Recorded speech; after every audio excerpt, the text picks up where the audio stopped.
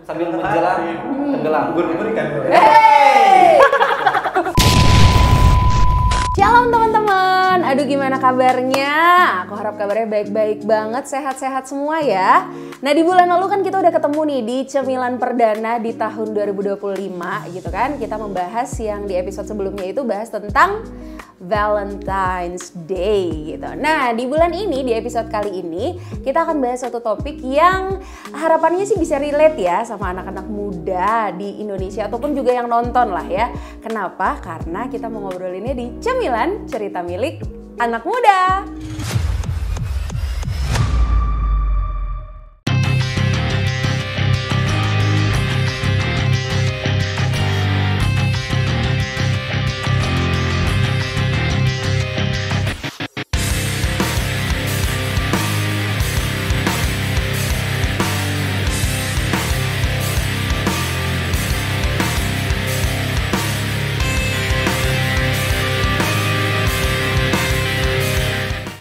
Teman-teman pasti familiar ya dengan istilah FOMO, Fear of Missing Out gitu ya.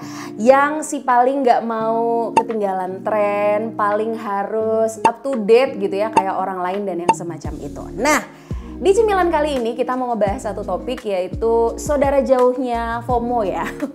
Yaitu FOBO, Fear of Better Option gitu.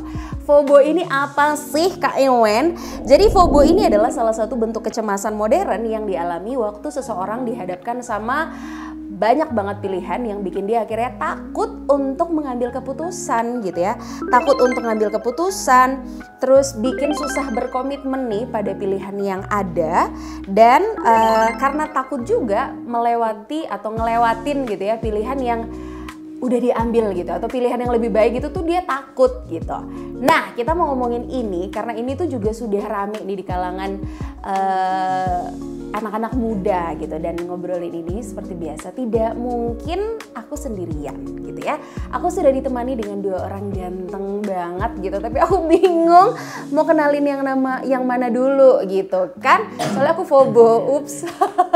Nah kita mulai dari yang paling ganteng satu dulu deh.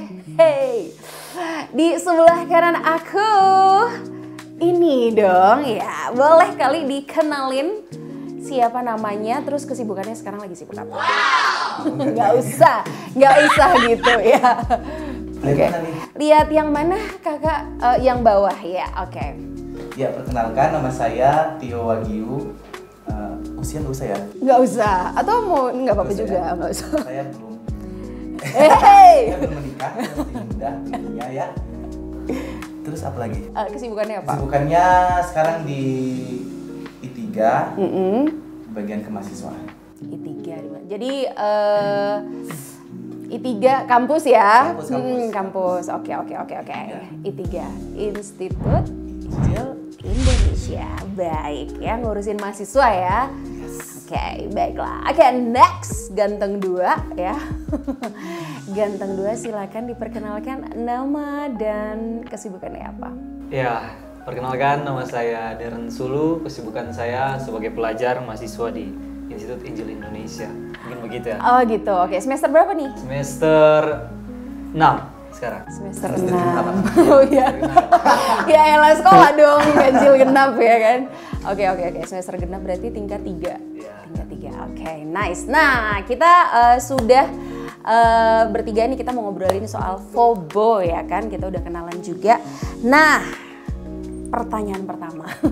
Kayak interview ya. Emang interview kan, tapi ya dalam kehidupan sehari-hari nih gitu. Kayak mana sih FOBO ini muncul dalam kehidupan kalian? Gitu. FOBO ini kan fear of better option ya. Berarti kan ada option, ada pilihan gitu. Ini pilihan kan luas ya. Gimana? Sharing dong. Dari siapa dulu? Darren deh. Kan FOBO kan? Iya. Aduh, bingung deh. Darren dulu. Iya, kalau dalam kehidupan sehari-hari mungkin kalau secara luas kita bisa lihat dalam hal pekerjaan ya, ya. Jadi banyak orang tuh muda sekarang, apalagi Gen Z kan, mereka lebih banyak memikirkan yang menghasilkan uang. Dan begitu banyak pekerjaan sekarang yang betul-betul menghasilkan uang. Contohnya kan kayak bisa jadi pekerjaan di toko-toko komputer, itu kan bisa sederhana, itu bisa membuat kita dapat uang. Kemudian juga selain itu ada juga dengan pekerjaan-pekerjaan yang seperti di bank, administrasi dan lain sebagainya. Itu kan sama-sama dapat uang, tapi mereka seringkali bingung dengan hal ini. Maka mereka seringkali terjebak dalam hal istilah FOMO ini. Itu kalau dari saya mungkin seperti itu. Oke, dalam milih pekerjaan ya. Oke, nice. Kalau Tio? Gaya hidup. Gaya hidup. Saya contoh ya, pengen beli baju atau sepatu lah. Kan pasti kan ada macam-macam merek dan sebagainya. Bener-bener. Apa sih yang paling worth it? Iya, benar. Kadang-kadang udah milih tapi lihat punya orang, kayaknya itu yang lebih bagus deh. Yes. Kan kayak, aduh kayaknya saya salah deh. Padahal dia udah milih. Akhirnya ya. Iya, kejebak kerabat lah. yang tadi yang FOMO, iya benar. Jadi itu Iya benar, FOMO saudara jauh sih sama FOMO ya kan, benar-benar. Di zaman digital ini dengan banyaknya media sosial gitu ya, dengan banyaknya informasi yang kita terima gitu ya di media sosial atau bahkan di platform digital yang lain ya, misalnya di nggak usah disebut ya. Nah, nah gimana sih menurut kalian FOMO ini mempengaruhi kalian berdua secara pribadi untuk mengambil keputusan gitu? Misalnya tadi kayak Darren bilang dalam hal milih pekerjaan, dalam hal pelayanan mungkin ya, atau misalnya dalam hal pasangan hidup nih. Pasangan hidup kan juga ya gitu. Kalau misalnya aku sekarang walaupun masih jomblo ya nggak apa-apa. Sekarang tuh kalau misalnya kayak seumuranku, nggak perlu tahu umurku berapa ya teman-teman. Cuman sekarang tuh justru misalnya ini intermezzo aja, cuman sekarang tuh yang muda gitu ya, yang muda tuh yang lebih muda dari aku maksudnya, berondong lah let's say ya, yang berondong tuh lebih aku nggak ngomong ya. Nggak. Jadi maksudnya sekarang tuh yang seumuran aku udah pada berkeluarga kayak gitu, dan akhirnya pilihan yang ada tuh ya udah yang berondong gitu, atau enggak yang sekalian sudah sangat dewasa gitu kan. Nah kayak gitulah, milih pasangan, pekerjaan, atau bahkan tujuan hidup gitu. Ada nggak faktor eksternal yang bikin kita tuh harus memilih pilihan terbaik gitu? Gimana FOMO itu mempengaruhi kalian dalam mengambil keputusan? Tio dulu. Kalau mempengaruhi sih secara pribadi enggak. Oh nice. Karena sebelum memilih pasti ada option. Nah Tuhan kan kasih kita hikmah tuh Kak. Kayak apalagi media sosial tuh saya pakai untuk kayak search, kira-kira kalau aku mau kesini tuh gimana, kayak misalnya mau kerja di Kalimantan gitu lah ya. Aku kan harus tahu nih karena aku orang Manado, aku harus tahu nih, oh Kalimantan tuh gimana ya, gini. Nah kita pakai media sosial. Kemudian option yang berikutnya tuh kayak dari pergaulan. Kayak menurut kalian gimana Oh iya, oke. Nah menurutku sih yang paling besar yang mempengaruhi sih bukan media sosial ya, kalau di aku secara pribadi, tapi komunitas. Kalau komunitas kita kayak itu gini, itu kayak bikin enggak ya. Akhirnya maksudnya yang support awalnya system. yakin, awalnya yakin jadi nggak yakin. Tapi kalau awalnya nggak yakin, tapi kalau ada yang enggak kok kamu ini. Iya, oke. Dari keluarga, dari yakin. Kalau media sosial mah kan cuma lihat doang, oh gini. Cuma sumber informasi yang tidak paten gitu loh, saya sih. Paten. Oke, nice. Paten. Paku mati. Oke, thank you Tio. Kalau dari Darren gimana? Iya, memang ada benarnya tadi yang dibilang Bang Tio. Komunitas itu cukup. Ada salahnya dong. Iya. Ada benar ada salah. Betul. Jadi komunitas itu cukup mempengaruhi. Sebenarnya juga media-media yang ada kita pakai ini cukup mempengaruhi, cuman bagaimana dari cara kita untuk merespon. Nah, jadi kalau kita memang responnya lebih kepada media sosial, kita akan cenderungnya ke sana, akan mengikuti. Tapi sebaliknya kalau kita lebih memilih dipengaruhi dengan komunitas yang ada, kembali lagi kita akan terpengaruh di situ. Jadi kalau dari saya sih sebenarnya kembali ke pribadi itu sendiri. Meskipun FOMO ini familiar, tapi kalau pribadi kita punya prinsip kan tidak mungkin kita sampai ke sana. Oke. Belum selesai, masih tanya ini ya. Nah, kalau tadi kan dari media sosial gitu ya. Nah, sekarang kalau dari orang terdekat atau alias keluarga lah gitu ya, mereka itu mempengaruhi nggak cara kalian dalam mengambil keputusan, satu keputusan gitu? Kalau aku yes. Darren? Ya, kalau saya, Kak Iren, mungkin waktu kecil saya sering dipengaruhi dan untuk mengambil keputusan ya, karena memang dididik untuk dipengaruhi waktu kecil. Tapi menjelang sudah masuk dewasa, itu orang tua lebih mempercayakan untuk mengambil keputusan sendiri. Karena kan sebagai laki-laki anak pertama juga tentunya harus memimpin kan. Ada beban yang harus dipegang kan. Jadi lebih dipercayakan untuk supaya tumbuh dewasa dan bisa memikirkan segala sesuatu dengan matang. Oke. Jadi misalnya kalau Darren sekarang kan kuliah ya? Iya. Waktu masuk kuliah pun itu udah pilihan Darren? Iya, itu pilihan saya. Waduh.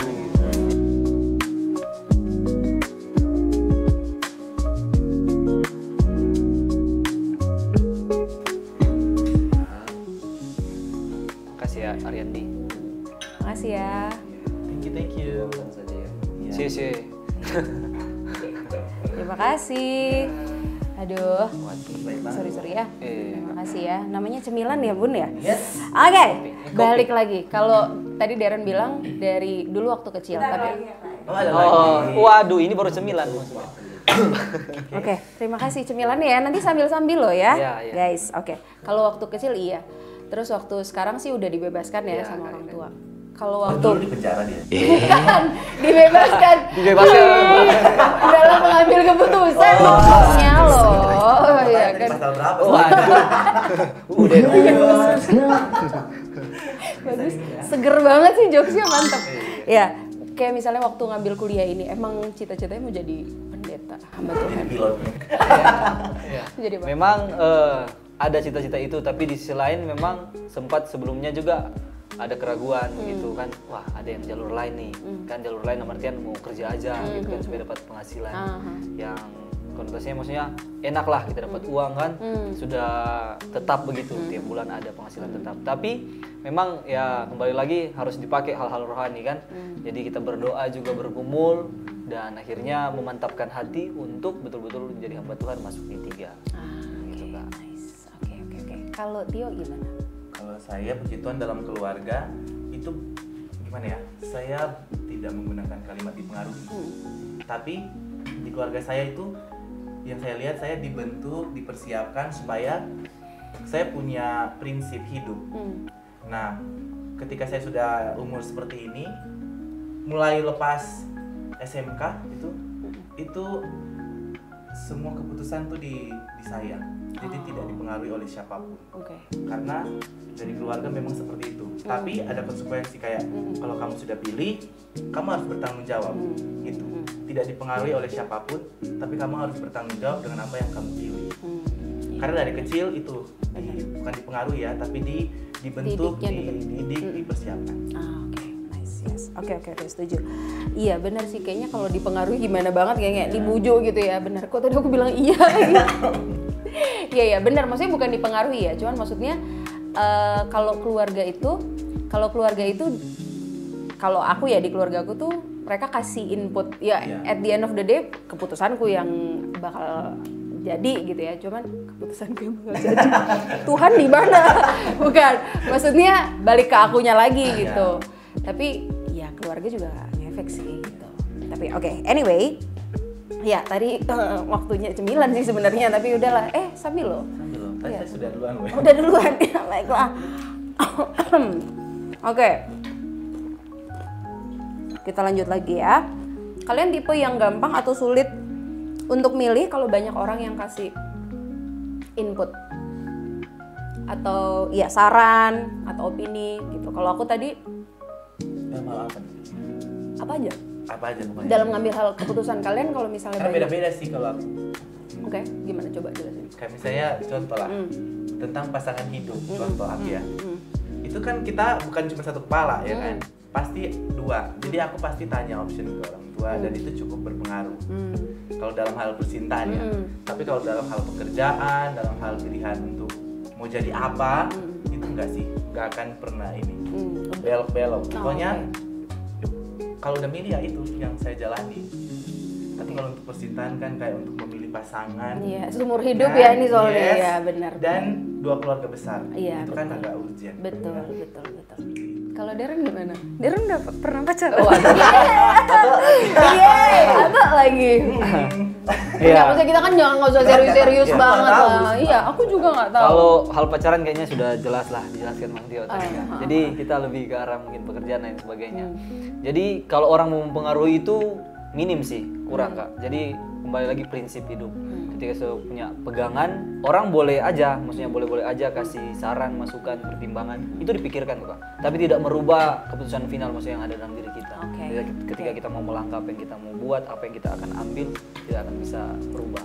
Oh iya benar, nice, benar-benar. Boleh aja sih gitu, kalau nggak salah juga. Ada saran, ada opini, tapi ya balik lagi kan kitanya. Ya kan? Menerima saran. Yes. Oke, waktu FOMO ini muncul, biasanya kan karena kita merasa ada banyak ketidakpastian ya dalam hidup, karena takut ngambil keputusan yang salah gitu ya. Ada nggak sih ayat Alkitab gitu, atau mungkin pengalaman rohani yang bisa kalian sharingkan untuk menolong kalian untuk ketika mau ngambil keputusan tuh kalian bisa tetap tenang dan udah tidak usah takut, keputusan ini sudah benar. Misalnya kayak gitu, untuk tetap tenang lah, let's say. Ada nggak dari Darren? Oh iya, kalau dari saya ada ayat Alkitab. Mungkin saja boleh menguatkan, mungkin saja boleh tidak. Dari saya kan, semoga menguatkan. Semoga menguatkan. Kalau dari saya ada. Kan siapa tahu kan orang tidak bisa menerima. Oh iya benar. Mungkin mereka bilang, Kak kan saya punya pegangan sendiri, ya kan? Okay, Jadi kalau dari saya itu ada Amsal 3 ayat 5-6. Sambil saya baca enggak apa-apa ya. Boleh. Jadi percayalah kepada Tuhan dengan segenap hatimu dan janganlah bersandar kepada pengertianmu sendiri. Akuilah Dia dalam segala lakumu, maka Ia akan meluruskan jalanmu. Jadi artinya segala sesuatu dalam dunia ini kan tidak ada yang sifatnya sempurna, semua dengan keterbatasan. Maka kita harus betul-betul bersandar dengan pengertian Allah, supaya apa yang kita laksanakan dalam kehidupan ini kita tidak kecewa, kita tidak menuntut untuk harus perfect dan lain sebagainya, karena dalam keterbatasan ini cuman Allah yang bisa menyempurnakan kita. Yes, amen. Oke, nice. Oke. Belum nyanyi. Oke. Kalau Tio gimana? Ada nggak ayat Alkitab atau pengalaman rohani yang menolong kalian untuk tetap tenang gitu dan percaya meskipun ada banyak pilihan, banyak ketidakpastian dalam hidup? Oke. Pasti sebagai orang Kristen pasti ada. Pasti ya. Tapi tidak semua orang Kristen yang landasannya itu pasti dalam Alkitab. Iya. Pasti kadang-kadang pakai quotes itu atau motivator. Kalau saya kebetulan ada ayat firman Tuhan yang selalu saya pegang dalam kesulitan mengambil keputusan, ketakutan, kecemasan dan lain sebagainya. Yang pertama itu Keluaran 14 ayat 14. Itu dibilang Tuhan akan berperang untuk kamu dan kamu akan diam saja. Kemudian Ulangan 31 ayat 8, sebab Tuhan Dia sendiri akan berjalan di depanmu, Dia sendiri akan menyertai engkau, Dia tidak akan membiarkan engkau dan tidak akan meninggalkan engkau. Yang paling besar membuat orang takut cemas adalah ketika dia merasa alone, sendiri. Kalau udah rasa sendiri itu kayak semua orang nggak peduli, semua orang nggak sayang, semua orang nggak, kan anak-anak zaman sekarang kan begitu. Nggak sayang, nggak ini. Saya mau kasih tahu, ada yang sayang kita, ada yang selalu berjalan di depan kita, ada yang selalu pegang hidup kita, itu Tuhan. Jadi nggak usah takut, nggak usah cemas. Kesalahan itu pasti, tapi dari kesalahan itu kita belajar, bukan cemas, bukan takut. Yes, nice. Oke. Ini sebenarnya di luar pertanyaan ya, nggak apa-apa ya. Gimana sih kayak misalnya tadi ya firman Tuhan ya, jangan bersandar pada pengertian sendiri gitu. Gimana cara kalian untuk tahu bahwa ini pilihan yang paling baik? Gimana cara kalian? Tio dulu. Gimana cara tahu ini adalah ini pilihan yang udah terbaik lah gitu. Harus punya kepekaan rohani. Itu paling penting karena manusia itu dalamnya kita ini itu adalah nafas Allah. Jadi bagian dari roh Allah. Jadi apa yang Allah kehendaki itu yang terbaik dan itu pasti baik. Beda dengan apa yang kita pikirkan dengan kedagingan kita, hawa nafsu kita. Dan untuk tahu itu, satu, harus punya hubungan pribadi dengan Tuhan. Kedua, berdoa, baca firman, dan melakukan yang terbaik. Kemudian hidup jujur. Oke, nice. Thank you, Tio. Itu pasti yang terbaik. Yes, kalau dari Darren. Itu sudah pasti yang terbaik tadi. Itu sudah ya? Sudah dibungkus. Tapi memang masih berkaitan dengan apa yang Bang Tio bilang. Saya memang dalam hidup kita itu butuh namanya relasi dengan Allah. Jadi ketika kita punya relasi dengan Allah, seluruh kehidupan kita, mau baca firman dan lain sebagainya itu dipengaruhi dengan hubungan kita dengan Allah. Maka kalau kita sudah punya hubungan dengan baik dengan Allah sendiri, apapun yang kita lakukan, apapun yang akan kita jalani, kita nggak akan kecewa. Benar. Kita nggak akan putus asa karena sudah betul-betul tuntunan Allah sendiri. Apapun yang kita nggak tahu mau terjadi apa, ya kita syukuri sebagai apa ya namanya, itu rencana dari Allah di kehidupan kita. Maka tidak akan memunculkan kecemasan, ketakutan dan lain sebagainya. Oke, ya benar juga. Kadang kan bisa juga gitu ya, kita merasa bahwa ini tuh yang terbaik menurut kita gitu ya. Oke, ini yang Tuhan kehendaki gitu. Tapi bisa juga kita salah gitu ya, namanya manusia kan. Tapi di situ pun Tuhan gak ninggalin kita. Itulah makanya pentingnya guys ya untuk jaga relasi sama Tuhan. Oke. Nah sekarang kalian kemana? Sekarang. Waktu udah ngambil keputusan, sering gak sih rasa nyesel gitu atau cemas atau kayak aduh, pernah gak? Ngedumel pernah. Pas udah ngambil keputusan nih? Iya, ngedumel pernah, karena kegagalan bukan dari cara Tuhan ya, tapi memang kita yang sosokan gitu. Kayaknya ini bagus deh. Nggak tanya Tuhan, langsung stop. Kecewa iya, tapi saya belajar untuk tidak menyalahkan Tuhan. Saya belajar untuk introspeksi. Kayak, aduh, kok gini sih? Pernah, tapi untuk menyesal tidak. Karena tadi saya bilang kegagalan itu membuat kita belajar, bukan untuk kecewa, bukan untuk itu. Saya pernah di posisi itu, tapi seberjalannya waktu akhirnya belajar banyak tentang hal itu. Ternyata harus diproses supaya kita semakin berintelektual, berhikmat dan lain sebagainya. Oke. Kalau Darren pernah nggak? Iya, tentunya pernah dong Kak. Karena tidak mungkin tidak pernah. Jadi pernah ketika sudah mungkin ambil keputusan begitu, pernah kecewa. Tapi kembali lagi tidak untuk mengurung diri, tidak untuk menyodotkan diri sendiri, kemudian membuat diri itu merasa salah. Tidak, tapi lebih kepada mengambil pelajaran penting. Jadi segala sesuatu yang terjadi itu punya pelajaran penting yang akan terus membuat kita tidak puas untuk terus belajar dan belajar lagi. Jadi ketika kita sudah menyadari kita salah, kita menyadari kita kecewa dan sebagainya, tidak tetap mengurung diri, tidak, tapi kita mencoba untuk keluar, belajar dan terus bersandar ya pada Allah. Oke. Apa? Sandar. Wow, NYTB of the day. Oke, nah terakhir nih ya, kata-kata hari ini gitu. Apa sih yang mau kalian sampaikan buat teman-teman yang lagi nonton gitu ya, yang juga mungkin sekarang lagi terjebak FOMO gitu ya, dan ngerasa sulit untuk ambil keputusan dalam hidup mereka. Darren dulu. Ya, saya coba ambil dari sisi yang agak rohani sedikit ya Kak, baru habis itu mungkin setidaknya ada dari sudut pandang yang lain. Ya, kalau dari saya yang pertama, bangunlah relasi yang baik dengan Allah, ya hubungan kita dengan Allah, maka semuanya itu akan mengikuti. Kalau dari saya begitu. Jadi ketika sudah punya hubungan yang baik dengan Allah kita, maka dengan sesama itu bisa terjalin dengan baik. Kemudian yang kedua, kalau mau melihat secara umum, apalagi Gen Z kan sekarang, ya jangan terlalu banyak berpikir dan kita stagnan. Artinya kita terkurung dalam pilihan yang begitu banyak. Ya minimal kalau dari saya mungkin bisa kasih 3 pilihan dalam setiap kita memilih. Supaya 3 pilihan itu benar-benar kita pilih. Jangan sampai dia muncul 4, 5 dan lain sebagainya. Akhirnya kita pusing sendiri dan dalam kebingungan kita tidak bisa mengambil keputusan.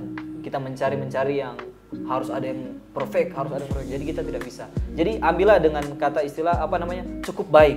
Misalnya dari 3 nih, ada teh, ada kopi, ada juga snack. Yang mana cukup baik untuk kita dan tidak perlu mencari hal yang sempurna. Kan tidak ada kesempurnaan dalam hidupnya. Betul. Tapi ini semua baik kok. Baik. Masih enak kan? Ya. Oke. Karena luar saya. Belum, masih enak ini masih. Gitu ya, belum melempem. Nah, kalau dari Tio. Iya. Kata-kata Oh iya betul. Tio. Dari sambil menjelang tenggelam. Ubur-ubur ikan lele. Hey! Mantap ya. Enggak gitu ya. Kalau pesan saya buat teman-teman yang ada di luar sana yang saat ini terkurung dalam penjaranya FOMO, asik deh, ya kan? Yang pertama, kenali siapa Tuhan yang kamu sembah. Karena waktu kita sudah kenal siapa Tuhan yang kita sembah, pasti kita akan punya iman. Iman itu bukan hanya sekedar di mulut, tapi iman itu harus dari hati nurani yang paling dalam, pikiran, bahkan seluruh kehidupan kita menunjukkan bahwa kita beriman. Kemudian yang ketiga, belajar untuk memiliki kesibukan. Dalam artian kayak kan masing-masing kita punya hobi, kan? Hobi itulah yang kita gunakan supaya kita melatih mental yang tidak plan seperti itu. Kayak aduh kalau misalnya lagi bingung ini kayak aku dulu di Kalimantan kan sendiri di hutan gitu kan, ini ngapain ya gini. Tapi karena ada punya kesukaan, saya bikin ada karya, berkarya, produktif lah ya. Jadi yang pertama kenali siapa Tuhanmu, kemudian yang kedua punya iman, yang ketiga produktif. Betul sekali ya. Jadi itu ya tadi teman-teman sharing kita of the day, dan ini ada ayat firman Tuhan yang penting banget ya, kita harus hidup dilandasi firman Tuhan ya. 1 Petrus 5 ayat 7, serahkanlah segala kekhawatiranmu kepadanya sebab ia yang memelihara kamu. Jadi kalau kita bilang jangan takut juga ya elah, semua juga pernah lah, kita namanya manusia ya, pasti takut, pasti pernah juga khawatir. Tapi segala kekhawatiran kita ketika kita lagi bingung, takut, serahkan semuanya sama Tuhan Yesus, dan biar Tuhan yang memimpin kita dalam kita mengambil keputusan dalam hidup kita selama-lamanya ya, selama sampai kita mati lah pokoknya ya. Oke. Ya teman-teman, seperti biasa ya, tadi kita sudah berdoa sebelum mulai syuting ya. Nah, tapi kita kan udah ngobrol juga, dan harapannya ini bisa jadi berkat ya buat teman-teman yang nonton. Dan kita akan berdoa menutup cemilan kali ini. Aku minta Tio untuk berdoa. Kita berdoa. Kami bersyukur untuk hari ini Tuhan pertemukan kami anak-anak muda untuk bisa sharing, bahkan berbagi pengalaman-pengalaman kami. Kami berdoa biarlah apa yang kami lakukan hari ini memberkati setiap orang yang mendengarkan, bahkan kehidupan kami masing-masing juga diberkati Tuhan. Tuhan ampuni kalau kami sering khawatir, takut, karena kami tidak mengenal siapa Tuhan yang kami sembah, dan kami tidak punya iman kepada Engkau.